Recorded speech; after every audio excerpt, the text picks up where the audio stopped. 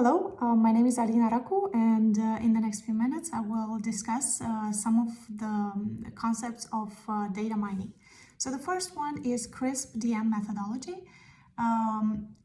CRISP-DM stands for Cross-Industry Standard Process for Data Mining, and it's a process model or a sort of guideline for analysts in approaching data mining projects.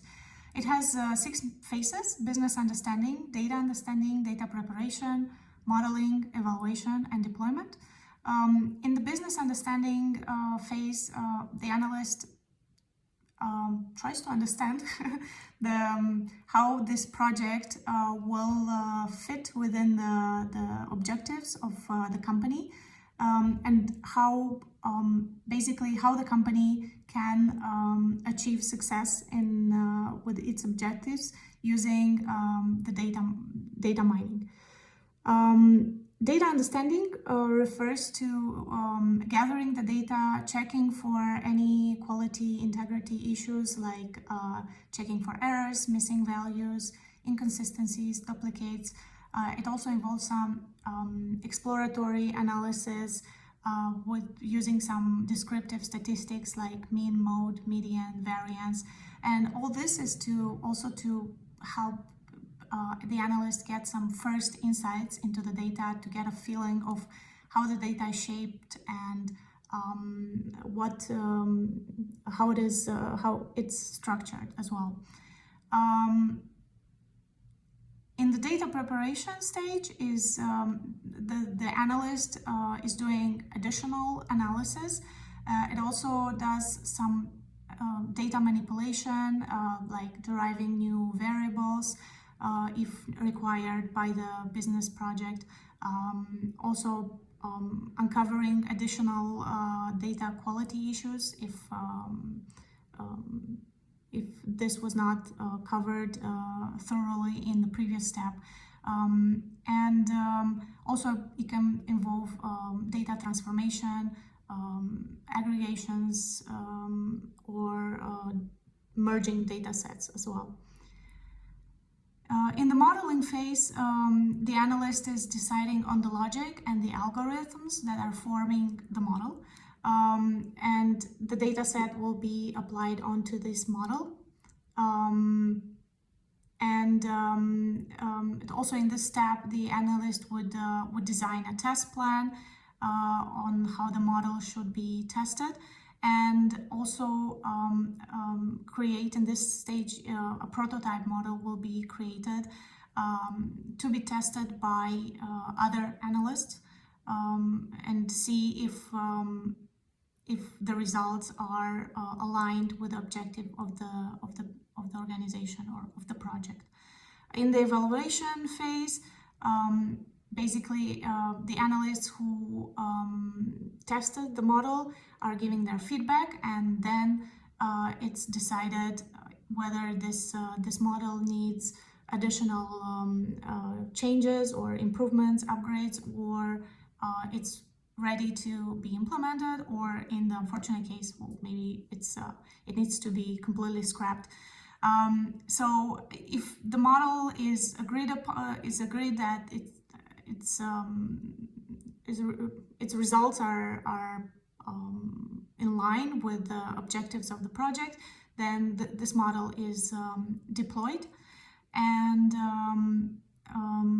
but once it's deployed, or deployment is not a one-time event, it's actually a continuous process. So once deployed, it has to be monitored in the long run to continuously see if it's if it needs to be adjusted in addition, or it has to be made more efficient in terms of the outcomes as well. So these are the 6 phases of the model, of the CRISP-DM model. The next question refers to data series analysis and what it involves. So data series analysis involves looking at the data and understanding whether there are any patterns or trends. When there is a trend line, the data is considered to be non-stationary. On the contrary, when the data shows no systematic pattern and the means and variances don't change significantly over time, the data is considered to be stationary. Seasonality and autocorrelation should also be considered when analyzing the time series, and they both refer to fluctuations in the data over time. The third topic is on the principles of data ethics. So the main principles are privacy, transparency, accountability, and equality. Privacy means that individuals should be in control of their personal data, and that organizations must comply with the data privacy laws. They have to get the consent from individuals before they collect and share private information. Transparency refers to individuals having a clear overview of the data that organizations collect and share. So the organizations have to be transparent on how they will handle the data.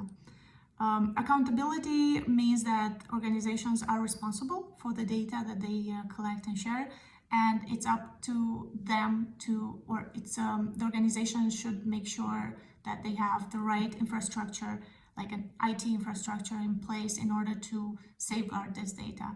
And organizations should be held accountable in case there are data breaches or the data is processed for the not intended purposes.